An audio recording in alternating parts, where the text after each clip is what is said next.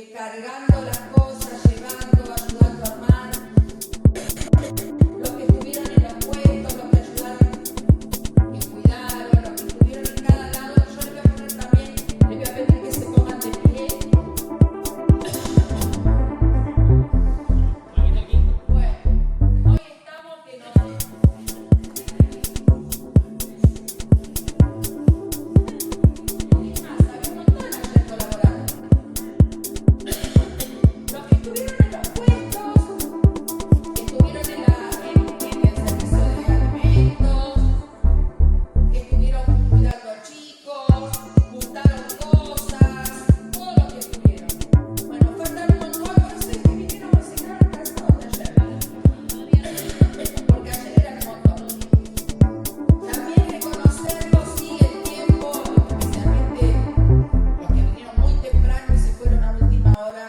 que el Señor va a saber recompensar. Así que también les regalamos un aplauso a los hermanos que nos regalaron.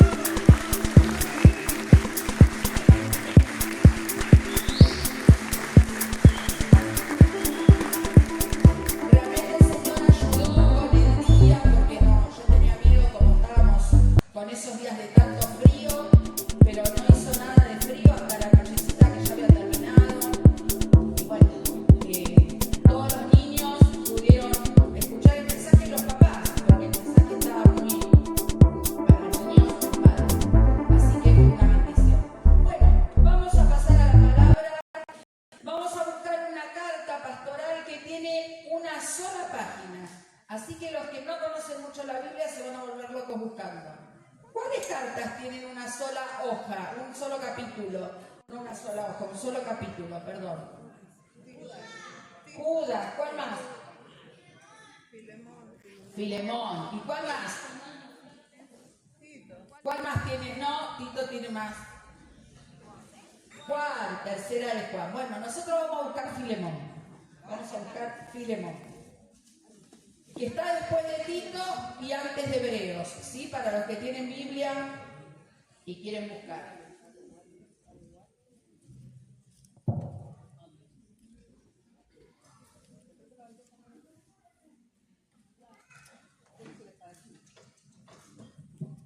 ¿Tienen?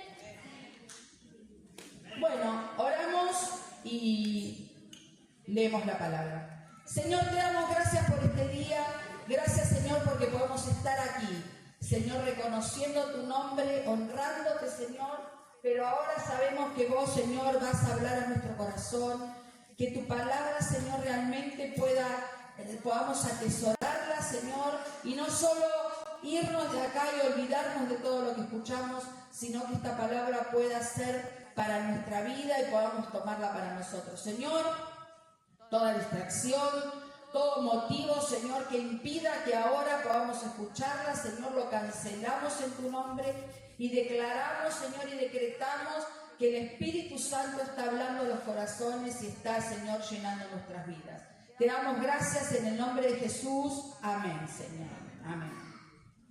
Bueno, quería avisarles nomás que el pastor Mariano mañana vuelve, se fue unos días, por eso hoy no está, pero mañana ya vuelve. Bueno, voy a leer una versión que se llama NTV, porque sé que la que a mí me gusta, nos cuesta a todos leerla. Así que vamos a leer desde el versículo 1. Dice: yo, Pablo, prisionero por predicar la buena noticia acerca de Cristo Jesús, junto con nuestro hermano Timoteo, les escribo esta carta a Filemón, nuestro amado colaborador, a nuestra hermana Apia, a Arquipo, nuestro compañero en la lucha, y a la iglesia que se reúne en tu casa.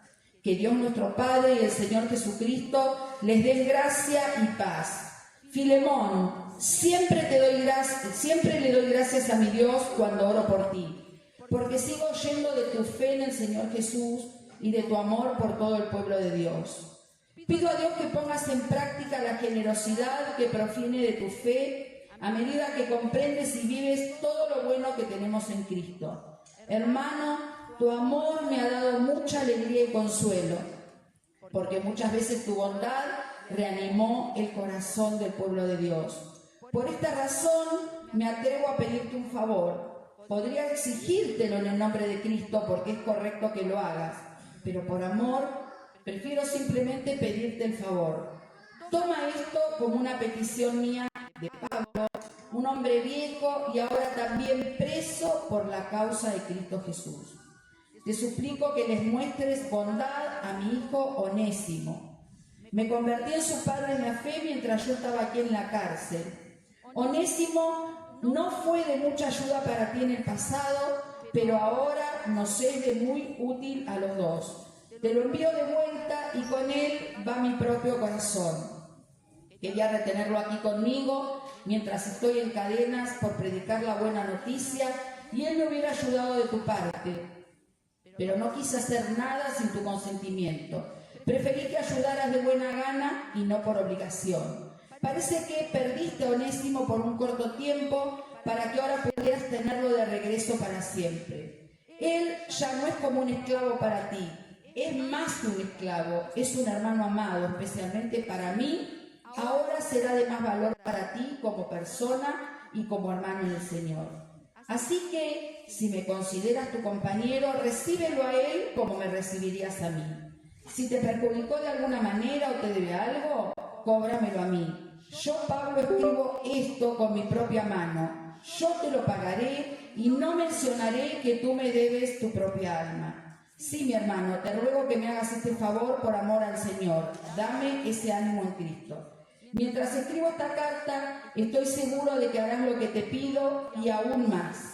Otra cosa, por favor, prepárame un cuarto de huéspedes porque espero que Dios responda a las oraciones de ustedes y que me permita volver a visitarlos pronto. ¿La habían leído alguna vez esta carta? La mayoría no. Es una carta muy cortita que a veces no le prestamos atención, pero que tiene muchas riquezas que vamos a sacar ahora, ¿sí? Este mensaje se llama Segundas Oportunidades. No sé si ustedes llegaron a entender la trama de lo que pasaba acá. ¿Qué pasaba acá? ¿Quién era Filemón? Era el amo de Onésimo.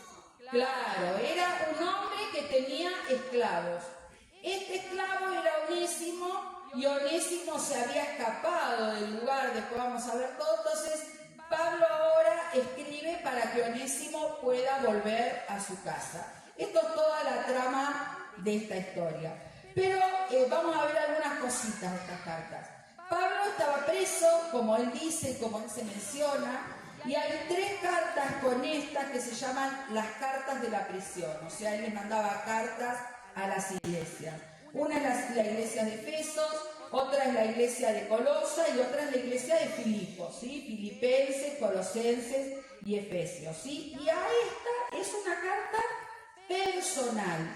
Fíjense que cuando empieza, al revés que nosotros, bueno, ahora ya no se mandan más cartas, ¿no? Los más jovatiles como yo, que mandábamos cartas, sabíamos que antes se ponía en realidad arriba de todo el nombre del destinatario. O sea, querido papá, querido amigo, querido tal, querida tal. Y abajo de todo firmaba el que había escrito la carta. Bueno, en este tiempo eran diferentes y Pablo empieza esta carta presentándose él, ¿sí? Dice yo, prisionero, y el que estaba con él, que era Timoteo, ¿sí? El que lo estaba acompañando. Así que después sí dice a quién le va a dar las cartas. Tiene una cosa especial esta carta, porque todas las cartas que él manda, dice yo, Pablo, apóstol de Jesucristo. Pero en esta carta no se presenta como apóstol. No es que ya no era apóstol, era apóstol. Pero en esta carta él se presenta como prisionero de Jesucristo y ahora vamos a ver algunas de estas cosas. Esta carta más o menos se escribió entre el año 60 y 62 después de Cristo, ¿no? Y Pablo se calcula, porque no hay una fecha exacta, que murió en el 64. O sea que ya era un hombre anciano y ya estaba en sus últimos tiempos cuando él le escribe esta carta a este hombre. En estos tiempos, capaz que alguno de nosotros pensamos cómo puede ser que un hombre que era cristiano tuviera esclavos, ¿no? Porque en este tiempo nosotros de ninguna manera aceptamos la esclavitud. Pero era algo normal de esos tiempos que la gente tuviera esclavos. Algunos realmente los trataban como esclavos, o sea, los golpeaban, el jefe hacía, el patrón o el amo hacía lo que quería con ellos, pero otros eran como si fueran sirvientes de nuestro tiempo, ¿sí? ¿Por qué iban a la esclavitud o por qué estaban en la esclavitud? Algunos era por deudas, ¿sí? En ese tiempo, cuando había deudas, no es como ahora que decimos, bueno, no la puedo pagar, y no la pago. No, en ese tiempo, si uno tenía una deuda con alguna persona, porque no había bancos, o sea que le debían plata a personas o trabajo, se pagaba con servicio, con trabajo, o sea, iban esclavos. Se calcula que según la deuda, hasta 6 años como mucho podían ser esclavos y trabajar. Otros directamente venían por herencia, porque sus padres habían sido esclavos, ellos ahora eran esclavos, y como en realidad siempre habían dependido por los esclavos, no cobraban sueldo. Lo único que tenían que era casa y comida. Entonces no tenían plata como para decir, bueno, yo ahora me liberan, porque a los 30 años de edad ya los podían liberar, pero muchos se quedaban porque no tenían dónde ir. O sea, no tenían trabajo, no tenían dónde ir y se quedaban. Y así como había amos que eran muy malos, había amos que eran buenos y que hasta le confiaban la enseñanza de sus hijos, ¿sí? Había esclavos que se dedicaban a cuidar a los hijos de los señores, ¿sí? Más plata tenía, más esclavos tenía. Acá no dice cuántos esclavos tenía Filemón, ¿sí? Sí que seguramente si tenía esclavos era una persona que tenía un buen pasar, ¿sí? Y entonces nos cuenta esta carta, ¿sí? Todo lo que él empieza a hablar con Filemón por o en favor de Onésimo. Así que vamos a ver un poquito quién era Onésimo y dónde aparece, ¿sí? ¿Dónde se convirtió? Onésimo era un esclavo de Filemón que se había escapado, ¿sí? Había buscado la libertad pensando que en otro lado iba a estar mejor. Y según los que entienden la palabra y buscan, vieron que después él dice, si algo te debe, yo te lo voy a pagar. Parece que este Onésimo le robó, le sacó plata a Filemón y se fue. Él estaba en Colosa, vivían en Colosa. Y Colosa sería lo que ahora es Turquía, la parte de Turquía. Y él se va a Roma, ¿sí? A Italia. Así que él hace un viaje de 3.000 kilómetros, ¿sí? Casi 3.000 kilómetros de Colosa a Roma para huir, porque Roma era una ciudad muy popular, muy grande, y entonces ahí había de todas las nacionalidades, de todas las condiciones sociales, y se podía mezclar más, ¿sí? Que en donde vivía él en Colosa. En Colosenses 4:9 aparece por primera vez, porque Pablo saluda a la iglesia de Colosa y les dice, están conmigo, y lo nombra a Onésimo. O sea que Onésimo, en eso que se escapa a Roma, en eso que está allá, lo conoce a Pablo, que Pablo estaba prisionero, y en Roma Pablo le predica, ¿y qué pasa con Onésimo? Se convierte al Señor, se entrega al Señor, entrega su vida al Señor. Así que ahora Onésimo era un hijo de Dios y Onésimo se queda ayudándolo a Pablo, ¿sí? Calculen que Pablo, en los tiempos que estamos corriendo ahí, ¿no? Una persona ya de 50 y pico de años era una persona bastante adulta. La expectativa de vida era 60, 70 años los que más vivían. No había medicación, no había tratamientos, o sea, una persona le agarraba una infección y no había un antibiótico, no había nada, así que muchas personas morían jóvenes. Y Pablo tenía 60 y pico de años, pero era un hombre que había sufrido muchos golpes, había sufrido naufragios, había sufrido muchas cosas en su ministerio, así que era un hombre que estaba bastante arruinado físicamente y necesitaba también gente que lo asista, que esté con él. Así que Onésimo estaba con él. Así que como yo les conté, este hombre, buscando la libertad, lo conoce. Nosotros hay como una semejanza a nuestra vida, ¿no? Nosotros no somos esclavos de personas, pero sí, antes de conocer a Dios, somos esclavos del pecado. Somos esclavos de hacer lo que no tenemos que hacer. La mayoría de las personas que hacen cosas malas no las hace porque lo disfruta. Lo hace y después que lo hace, se arrepiente, dice, ¿cómo puede ser que hice esto? ¿Cómo puede ser que actúe de esta manera? ¿Cómo puede ser? Quiere salir de los lugares donde están y no pueden, porque el pecado nos hace esclavos. Y muchas personas piensan que yendo a otro lugar o haciendo otras cosas van a ser, perdón, me saco el saco porque me agarró calor. Mucha presencia. Lo revolvió como la sol.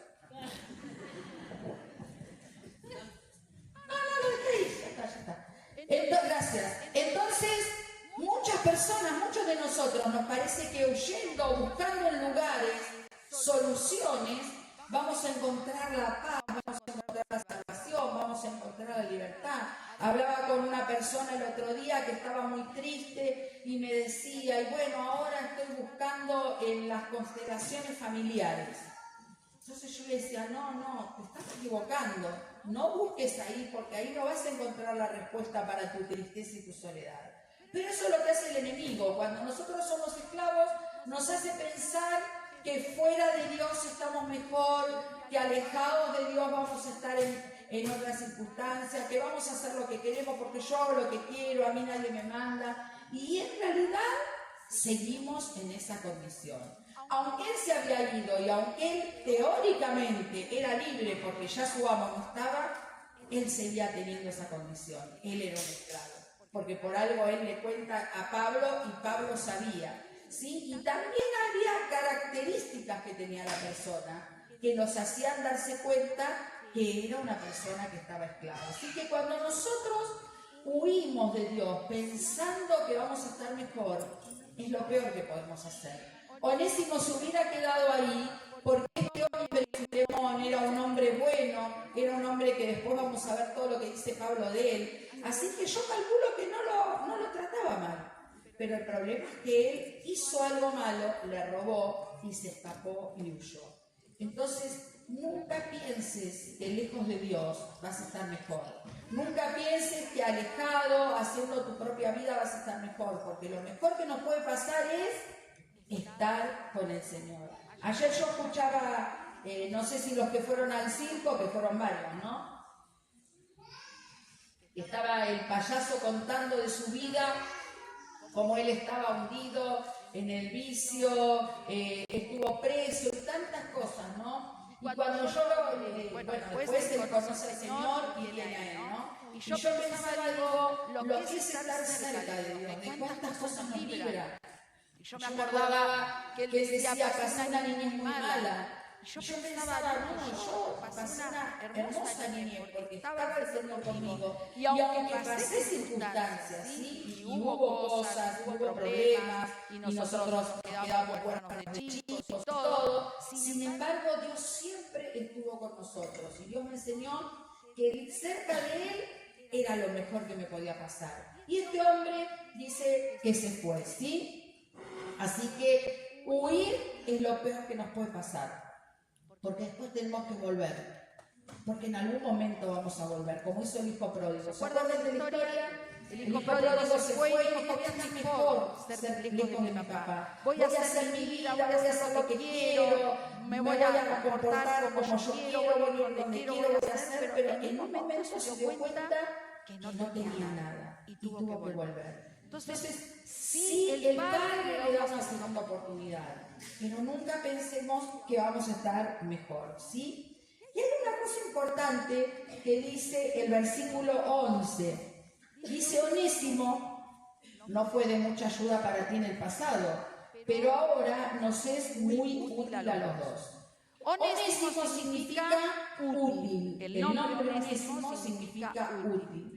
Y aunque en un momento él no fue útil o no representó su nombre con su amo, ahora sí, después de convertirse, tiene una verdadera identidad. Porque Dios nos llamó con un propósito. Y el propósito es de bendecirnos, de cuidarnos, de salvarnos, de darnos paz, de estar siempre con nosotros. Así que ahora sí, Él, después de haber conocido a Dios, puede tener su verdadera identidad de útil. Porque Pablo le dice, yo quisiera que se quede conmigo. Pero como sé que esto es restituir, tiene que ir a su lugar, yo te lo mando, pero quisiera que se quede conmigo. Así que realmente le sería útil a Pablo. Realmente pudo cumplir el propósito de su vida. Muchas veces vivimos y realmente llegamos a un momento de nuestra vida donde decimos, ¿para qué? ¿Para qué estoy? ¿Para qué vivo? ¿Para qué? Si no sabemos para qué estamos. Dios tiene un propósito y el propósito es, primero que nada, que nosotros seamos sus hijos. Y siempre el propósito de Dios es para nuestro bien. Así como Pablo dice, yo estoy preso. Y uno puede pensar, eso sí, qué bien, está preso. Pero ahora vamos a ver cómo Pablo sabe que todo tiene un propósito de Dios. Así que lo importante es que podamos tener nuestra verdadera identidad, ¿sí? Y Pablo lo nombra como su hijo, ¿sí? Lo nombra como su hijo. Y acá vemos dos cosas. La primera, que es una figura, ¿sí? del amor de Dios. Y en el libro de Juan 1:12 dice, a todos los que le recibieron, a los que creen en su nombre, les dio potestad o poder de ser hechos hijos de Dios. Dios nos adopta. Dios dice, cuando vos entregás tu vida a mí, yo soy tu Padre. Así que Él ahora está diciendo, y es como una figura de Cristo, ¿no? El Señor pagó el precio. El Señor cubrió nuestra maldad. Y cuando nosotros le reconocemos, pasamos a ser hijos de Dios. Con todas las bendiciones, ¿sí? Con todas las bendiciones, con todo lo que eso implica. En este tiempo, en el tiempo del apóstol Pablo, las personas que eran adoptadas eran como que perdían su identidad anterior. Vieron que ahora, por ejemplo, si uno adopta un niño, una niña, ¿sí? Le guardan los datos. Entonces el chico puede saber quién fue su papá, quién fue su mamá, en algún momento de su vida, si quiere acercarse, se puede acercar. En estos tiempos, en los tiempos romanos, era como que la persona nacía de vuelta. O sea, todo lo que había pasado antes ya no existía. Entonces, cuando habla de adoptar, dice todo lo que estaba en tu pasado quedó ahí y ahora sos una nueva criatura. Así que Pablo le dice como que es su hijo, ¿sí? Y algo importante también para los que hablamos con la gente, para los que ministramos a la gente, para los que lideramos, es ese amor. Amar como si fuera mi hijo. Amar como si fuera mi hija. Y los que son padres entienden lo que les estoy diciendo, ¿no? Ese amor incondicional, ese amor que no juzga, ese amor que perdona, ese amor que está siempre. Porque en realidad los padres, o la mayoría de los padres, ¿no? Siempre van a perdonar, siempre van a dar otra nueva oportunidad. Así que podamos tener, esto es un paréntesis en el mensaje, pero los que estamos ministrando, liderando, que podamos tener ese amor, ¿sí? De sentirlo como mi hijo, como mi hija, que es tan importante para mí. Así que Onésimo era este esclavo, ¿sí? Que buscando libertad, en realidad conoce al Señor y allí encuentra la verdadera libertad. Pero después está Filemón, ¿sí? Y ahí cuando empieza la carta nombra a otras personas.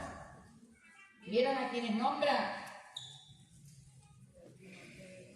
A nuestra hermana Apia, dice, y a Arquipo, nuestro compañero de lucha. ¿Quién sería Apia y quién sería Arquipo? Apia era la esposa y Arquipo se cree que era el hijo. Y si no, algunos dicen que era como el encargado de la obra, ¿sí? El anciano de la iglesia que estaba en la casa de él, ¿sí? Así que le manda la carta, no solo a Filemón, sino a su familia. Y ahí también vemos cómo el apóstol Pablo era inteligente y sabía, ¿no? que no solo iba a resolver el varón, sino que su esposa también podía interceder por Onésimo para que Onésimo vuelva. Así que dice varias cosas. Lo que primero dice en el versículo 2, dice que tiene una iglesia ¿en dónde? ¿En dónde? Lean. En su casa, tiene una iglesia en su casa.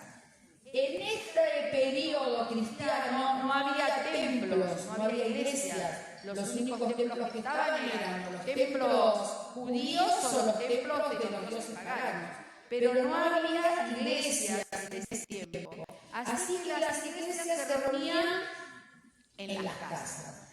Esto que él tuviera la iglesia en su casa dice dos cosas. La primera, que seguramente tenía una casa grande, que era un hombre de dinero, porque no sé si alguno vio alguna vez dibujos o pudo ver cómo eran los comedores de las casas comunes como nosotros.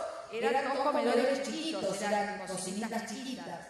Pero para tener una iglesia en la casa tenía que tener un aposento, un lugar grande, como cuando fueron a recibir el Espíritu Santo. Así que seguramente era un hombre que tenía dinero, pero aparte de eso, era un hombre que había dado y entregado todo. No es fácil tener una iglesia en la casa. No sé si ustedes alguna vez pensaron, nosotros tenemos reuniones caseras y a veces la gente no quiere abrir la casa, ¿sí? Porque vienen otras personas, a veces vienen chicos, los chicos tocan, rompen. No es fácil tener una iglesia con toda la gente en la casa. Esto hablaba de que Filemón era un hombre que había entregado toda su vida a Dios, ¿sí? Él dijo, acá pueden hacer la iglesia, y él había ofrecido todos sus bienes para el Señor, ¿sí? Lo otro que dice en el versículo 5, dice, sigo oyendo de tu fe en el Señor Jesús y de tu amor por todo el pueblo. En la versión de la Reina Valera Común dice, oigo. Entonces quiere decir que era un hombre de buen testimonio. No lo decía Filemón, no lo decía yo amo al pueblo. La gente decía, él ama a los demás. ¿Sí? Dice, oyen tu fe y el amor por el pueblo de Dios. Entonces era un hombre de muy buen testimonio, donde las personas podían decir, ¿cómo manifestaba el amor por el pueblo de Dios? ¿Cómo lo manifestaba? ¿Cómo podemos manifestar el amor? No les oigo, hablen fuerte. ¿Cómo? Sirviendo, ¿qué más? Ayudando. ¿Cómo? Guardando el testimonio. Pero ¿cómo saben ustedes si yo los quiero o no los quiero? Porque les mando una cartita, le mando 3 corazones o le pongo TKM, no, así se pone. TQM, te quiero mucho. Entonces, ¿cómo saben? Saben porque él se preocupaba por los hermanos, él sabía lo que le estaba pasando, él los conocía sus nombres, conocía sus necesidades. Seguramente, como era un hombre que tenía una buena situación económica, ayudaría a los que estaban en necesidad. Se preocupaba, ¿sí? Los visitaba, los recibía en su casa con amor, ¿sí? Y con paciencia. Entonces, todos hablaban de que Filemón era un hombre de fe, que amaba a las personas, ¿sí? Entonces, miren qué testimonio. ¿Podrán decir eso de nosotros? ¿Me conocen en la iglesia cuando vienen? ¿Saben quién soy?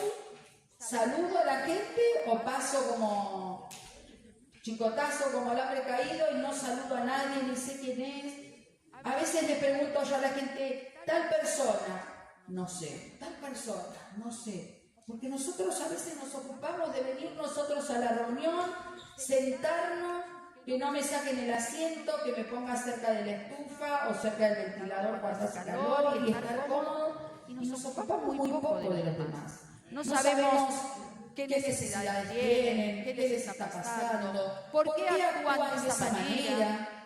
Hay personas que tienen problemas personales y son personas que dan trabajo. ¿Por qué dan trabajo? Porque tienen esos problemas, hay que ayudarlos, hay que mostrarles el amor. Él era un hombre amoroso, porque todos oían, y acá dice, sigo yendo. O sea, no fue un comentario al azar. Viste que bueno, Filemón es re bueno, no. Todo el mundo comentaba. Y que el mundo comente quiere decir que el Señor también lo tiene en cuenta. Porque nosotros podemos decir, Señor, te adoro, pero sí, no me preocupan las personas. Queda ahí nomás, queda ahí. Y aunque pareciera que esto no es así, el Señor dijo, ¿cuándo me diste de comer? Porque me diste de beber, porque me visitaste cuando estaba en la cárcel, porque me vestiste cuando estaba desnudo. Y la gente va a decir, ¿cuándo yo te vi a vos? ¿Y qué les dice el Señor? Porque se lo hiciste a alguno de estos pequeños, a mí me lo hiciste. Entonces tenemos que cambiar un poquito. ¿Saben qué? Todos los domingos si yo pongo, vamos a colaborar con algo para los hermanos que están en necesidad, no traigo. Porque yo total tengo para comer. ¿Qué va a hacer? Vamos a orar yo. Hay una oración que tiene que contar una infidencia. Hay una oración que yo no me gusta. ¿Vieron los que oran en una iglesia? Señor, dale a los que no tienen para comer. Y yo no la paro para decirle a nadie vos. Porque el Señor no le va a bajar del cielo con una bolsa de mercadería. Anda, dale vos al que no tiene para comer. Visita vos al que está enfermo. Dale vos una mano al que está necesitado. Saludá vos. ¿Sí? Entonces, él tenía ese testimonio. Tenemos que cambiar la manera de ser. Tenemos que acostumbrarnos a mirar por el otro, no tanto por nosotros mismos, y Dios nos va a reconocer, así como lo reconocían a él. ¿Sí? En el 6 dice, pido a Dios que pongas en práctica la generosidad que proviene de tu fe a medida que comprendes, o sea que vas creciendo y viviendo lo bueno que tenemos en Cristo. Así que, como decíamos recién, la fe se debe manifestar en acciones. Acciones. No vamos a ser salvos por acciones. O sea, yo no voy a ser salvo porque le dé toda mi casa a otra persona. Pero sí la fe y el amor se manifiestan por acciones. Así que él les dice, yo confío que por todo esto que hablan los demás, ahora yo te voy a pedir y vos vas a concederme lo que yo te estoy pidiendo. Así que nuestra fe tiene que ir acompañada de acciones, ¿sí? En el 7 sigue hablando de él y le dice, hermano, tu amor me ha dado mucha alegría y consuelo, porque muchas veces tu bondad reanimó el corazón del pueblo de Dios. Tu amor nos dio alegría y consuelo. Acompañar a los que están en necesidad. Y no solo necesidad económica, ¿sí? Sino necesidad emocional. De que alguien los escuche, de que alguien se preocupe por ellos, de que alguien en la semana los llame y le pregunte, ¿todo bien? ¿Te pasó algo? ¿Estás en alguna necesidad? Entonces dice él que el amor de él era tan fuerte que consolaba y daba gozo. Lo principal de todo es amar a Dios, dice la palabra, ¿y qué más? Amar a tu prójimo como a ti mismo. Entonces tenemos que demostrar cuánto amamos a Dios amando a mi vecino, amando al que está al lado, amando al de mi reunión casera, amando al que vemos que está en necesidad y que no puede, ¿sí? Así que por todo esto le dice, te suplico que le muestres bondad a mi hijo, lo llama como hijo, ¿no?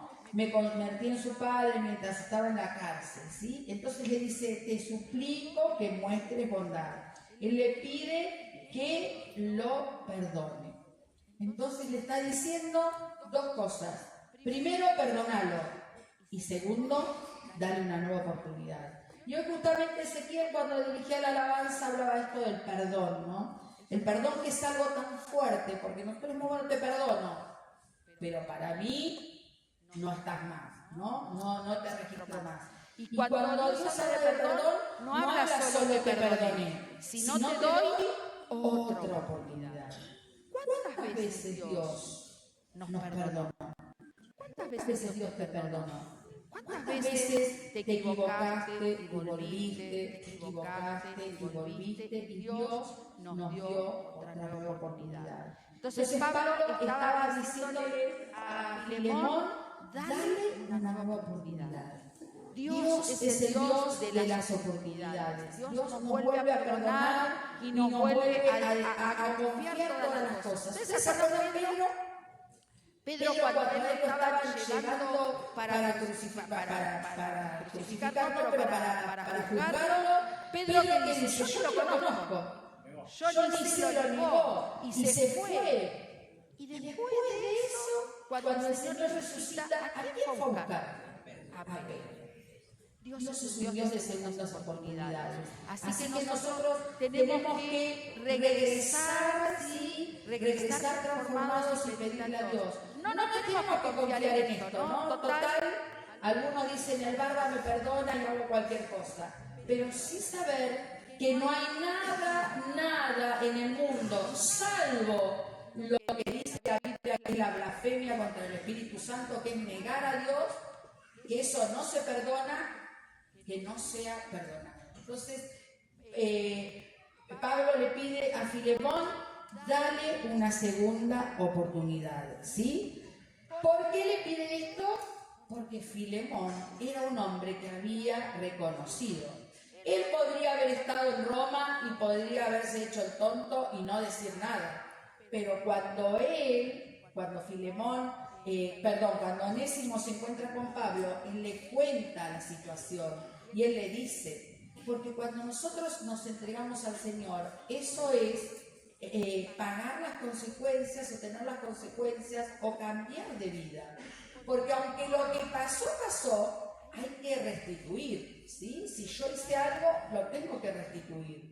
En el Antiguo Testamento tenían leyes de restitución tremendas, pero el Señor nada más nos pide, si hiciste algo, tenés que dar cuentas y tenés que hacerte cargo de lo que hiciste. Y así fue lo que hizo Onésimo, ¿sí? Y después encontramos a Pablo, ¿sí? Que Pablo les dice en el versículo 1 y en el versículo 9, yo soy prisionero, pero no lo dice quejándose, sino lo dice que porque Cristo lo había puesto en ese lugar. Él estaba dispuesto a sufrir prisiones, estaba dispuesto a sufrir golpes, porque él sabía que él tenía un propósito que Dios tenía que cumplir. Y el propósito que tenía que cumplir era que llevara el Evangelio a todos los gentiles. Hasta los tiempos de Jesús, el Evangelio era solo para los judíos. Cuando Pablo se entrega al Señor, él tenía este propósito. No sé si ustedes saben que Pablo era ciudadano romano. Entonces, cuando a él lo juzgan, él podría haberse librado de la cárcel, porque era un ciudadano romano y tenían otro trato con los ciudadanos. Pero él sabía que tenía que ir a Roma, que Dios lo enviaba a Roma con un propósito. Así que Pablo la tenía bien clara. Lo que yo estoy pasando ahora no lo estoy pasando porque el César me juzgó. Lo que yo estoy pasando ahora no lo estoy pasando porque los demás son malos. Lo que yo estoy pasando ahora es porque Cristo tiene un propósito en mi vida. Entonces es bueno saber si lo que yo estoy pasando ahora es porque Cristo quiere formarme o porque es consecuencia de mis malos actos y de mis malas decisiones.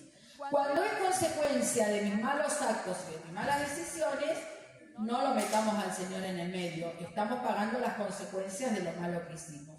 Pero él estaba seguro que era porque Cristo tenía un propósito. Así que él lo daba tranquilo y no se queja en ningún momento. No dice en ningún momento, en ninguna carta de la prisión que ustedes vean, Él dice, tengo que estar acá porque estos me juzgaron, porque me juzgaron. Nunca, nunca.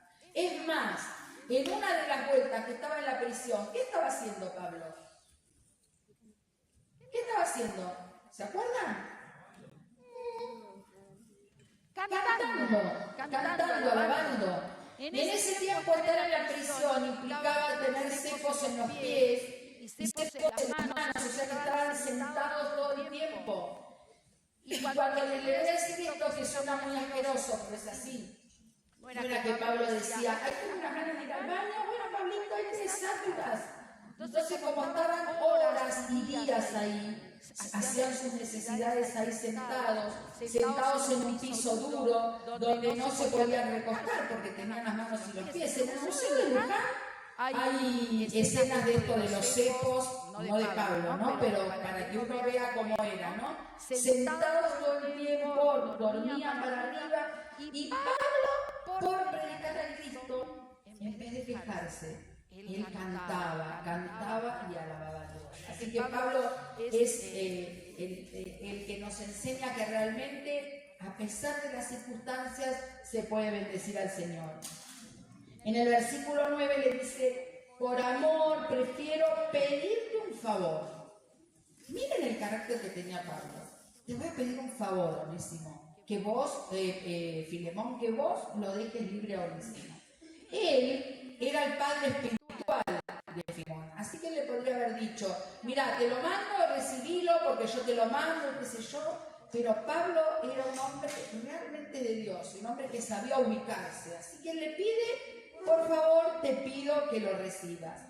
Y cuando le dice recibilo, no le dice, bueno, te lo mando y voy a ser esclavo. ¿Qué le dice? Recibilo como un hijo. Recibilo como a un hijo. Entonces, acá vemos la importancia, ¿no?, del perdón de Filemón. Viene a la casa y es la misma escena que el padre del hijo pródigo, ¿no? El hijo pródigo dice, yo vengo y haceme como uno de tus empleados. ¿Y el padre qué le hizo? Hizo fiesta, le dio vestido, le dio anillo, lo volvió a recibir como un hijo. Y él le está pidiendo esto. Ese es el perdón, ¿no? Volvé como un hijo, volvé como un hijo. Era un esclavo, pero ahora Pablo le dice, ya no es más esclavo, es libre. Y entonces recibilo como un hijo. Así que lo recibe e intercede por él, porque en el versículo 12 le dice, te lo envío de vuelta y con él va mi propio corazón. Así que intercede como si fuera por él.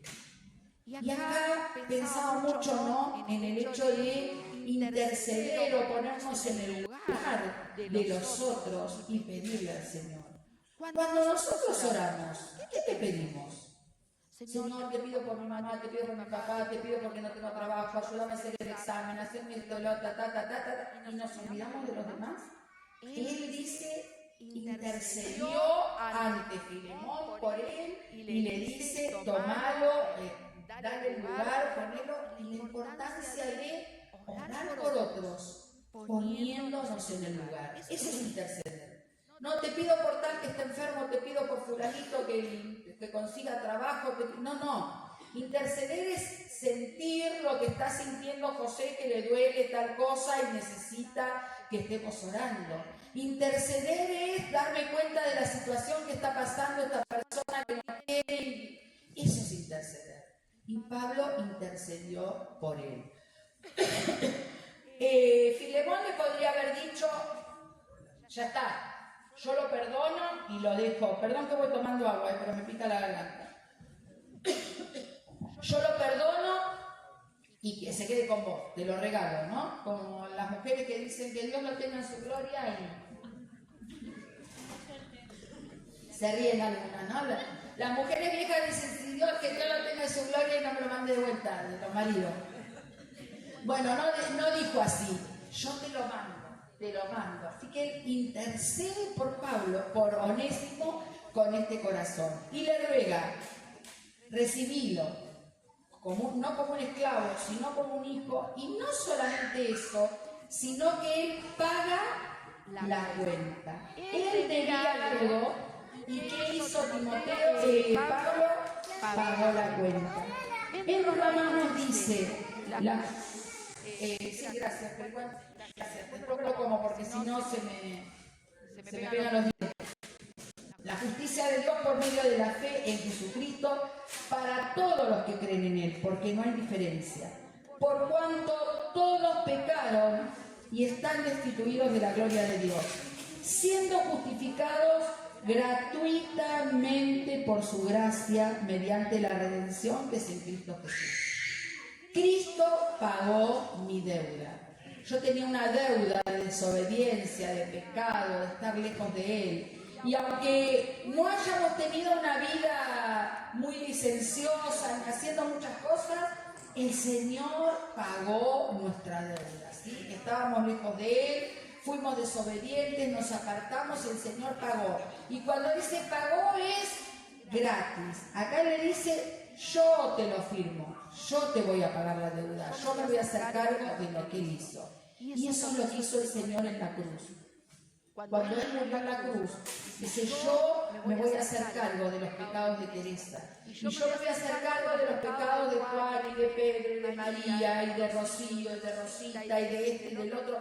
Yo me voy a hacer cargo. Yo soy responsable. Acá hay muchos seguramente, ¿no?, que tienen deudas de plata, ¿no? Imagínense si viene alguien y dice, yo te pago todo lo que debes. Te queda la cuenta en cero. Nos sorprendería un montón, ¿no? Pero a veces no tenemos en cuenta el sacrificio de Cristo. Yo pago tu cuenta, yo pagué tu cuenta. El Señor se hizo responsable de todo lo que nosotros hicimos y Él en la cruz llevó todo nuestro pecado. No tenemos más deuda del pasado y lo que hicimos. Esa deuda fue cancelada, ¿sí? Cancelada y fue cubierta, ¿sí? Así que pagó la cuenta y miren qué dice, ¿no? Él se iba a confortar porque en el versículo 20 dice, sí, mi hermano, te ruego que me hagas este favor, dame ese ánimo. ¿Por qué él iba a estar contento, Pablo? Porque Onésimo iba a volver a la casa de Filemón. Eso es un verdadero amor, ¿no? Eso es un verdadero desprendimiento. Eso es realmente ponernos contentos con la felicidad del otro, ponernos contentos con cuando alguien logra algo, cuando alguien puede algo, ¿sí? Cuando alguien crece y cuando alguien es perdonado, ponernos contentos. Dice la Biblia que cuando un pecador se arrepiente, ¿qué hay en el cielo? Fiesta. El cielo se pone contento y nosotros tenemos que ponernos contentos. Dice, esto me va a dar ánimo.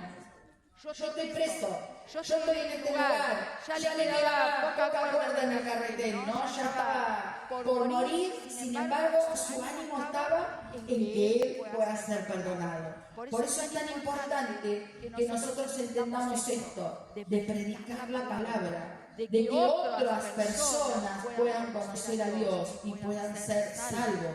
Eso tiene que ser lo que nos anima, tiene que ser nuestra esperanza, no pensar, bueno, yo ya estoy listo, los demás, no, predicarle a otros, ¿sí? Y era un hombre de fe. Porque él dice, preparad un lugar, porque yo voy a salir de este lugar. Y en el último versículo le dice, preparad un cuarto, porque espero que Dios responda a tus oraciones y que yo pronto pueda estar. Así que Pablo tenía la plena seguridad de que Dios iba a contestar las oraciones. Y eso es otro de los problemas que a veces tenemos nosotros. Que oramos, pero no creemos. Porque vemos con nuestros ojos naturales. Lo que mis ojos ven dicen, no va a poder ser. Pero hay que mirar con los ojos de Dios. Él era un hombre de fe y creía, ustedes están orando y entonces yo voy a salir. ¿Se acuerdan cuando Pedro estuvo preso? ¿Se acuerdan que Pedro estuvo preso y estaban orando en una casa? Entonces cuando Pedro fue y golpeó la puerta y dijo, yo soy Pedro, y una chica atendió, ¿qué dijo? ¿Qué decía la gente? Ay, gracias. Bueno, si me traen unos sanguchitos de miel. ¿Qué dijo la chica? Gracias.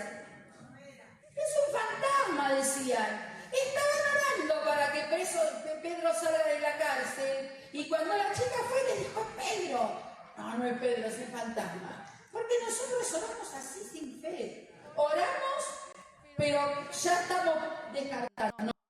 Y lo oro por la duda. Capaz que tenemos suerte y lo hace, pero no.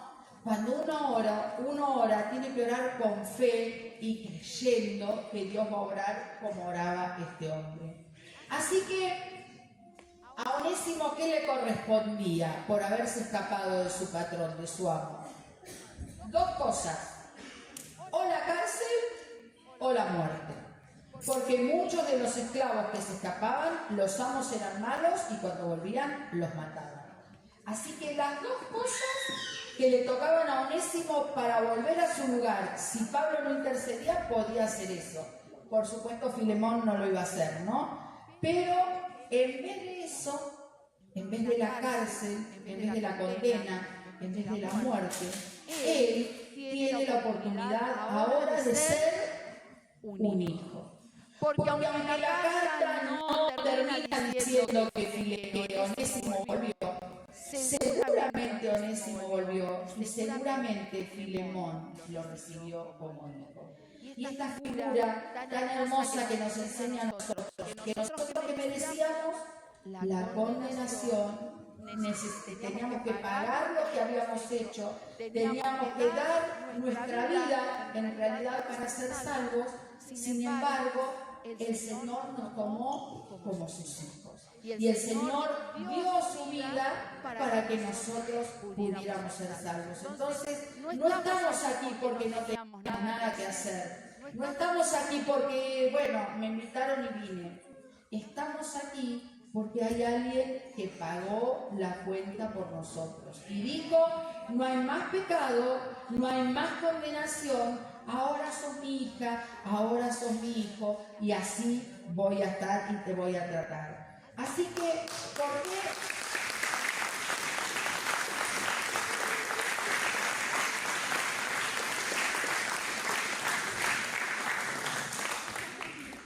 ¿Por qué todo esto pasó? Porque Dios es un Dios de segundas oportunidades. Y esta carta nos enseña esto. Yo sé que hay mucha gente que ya tuvo varias oportunidades y que muchas veces piensa, no sé si Dios otra vez me va a aceptar, no sé si Dios otra vez me va a recibir. Pero ténganlo por seguro que Dios es un Dios que da oportunidades. Y así como Onésimo, que él se equivocó, se fue, robó, estuvo mal, pudo volver a la casa de su amo, el Señor quiere que nosotros realmente vivamos en comunión con Dios, que realmente vivamos como hijos. Hay muchos que vivimos como el segundo hijo del hijo pródigo, ¿sí? El hermano del hijo pródigo. Él se escapó pensando que iba a estar mejor, pero en la casa había un hijo que vivía y que nunca había disfrutado de todo lo que tenía. Y le echaba en cara al padre, yo nunca hice esto, yo nunca tuve. Y el padre, ¿qué le dice? Todo lo que tengo es tuyo, lo podías usar cuando quieres. Entonces el Señor dice, todo lo que tengo, mi paz, mi bendición, mi salvación, mi gozo, mi sostén, todo es tuyo. Así que lo único que vos tenés que hacer es tomarlo y decir, esto es para mí. Para esto hay que dar este paso, ¿no? De reconocer, como hizo Onésimo, me equivoqué. Era inútil en otro tiempo hacía lo que no tenía que hacer, pero ahora voy a rendir mi vida al Señor. Y ténganlo por seguro que el Señor da oportunidades. Si nosotros queremos, el Señor nos vuelve a dar otra oportunidad para poder vivir de acuerdo a lo que Dios quiere, como un hijo de Dios, pero también no solo como un hijo malcriado, ¿no? Que todo me viene para mí, la bendición, todo, yo no hago nada, sino como un hijo con responsabilidades. Y Dios va a transformar tu vida, así como transformó la vida de Onésimo. Así que yo espero que acá en la iglesia haya muchos Filemones o Filemonas, ¿sí? Que tengan ese corazón de padre, ese corazón perdonador, esa fe que se ve y que la gente puede decir, es un hombre de fe, es una mujer de fe, es un joven de fe.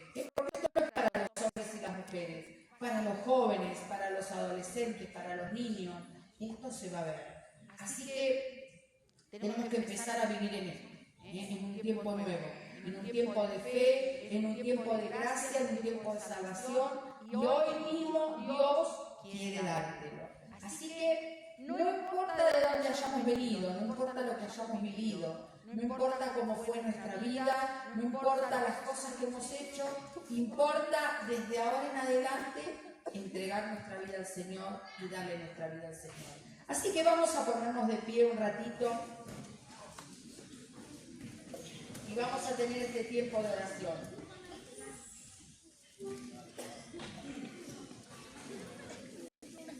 Cerra tus ojitos ahí donde estás y pensá un poquito.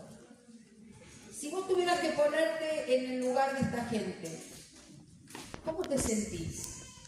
¿Te sentís un esclavo? ¿Sentís que no podés salir de la situación en que estás? ¿Sentís que todas las cosas te apremian? ¿Que estás lejos de todo? ¿Que Dios no puede darte oportunidades? ¿O realmente sentís que hay una nueva oportunidad?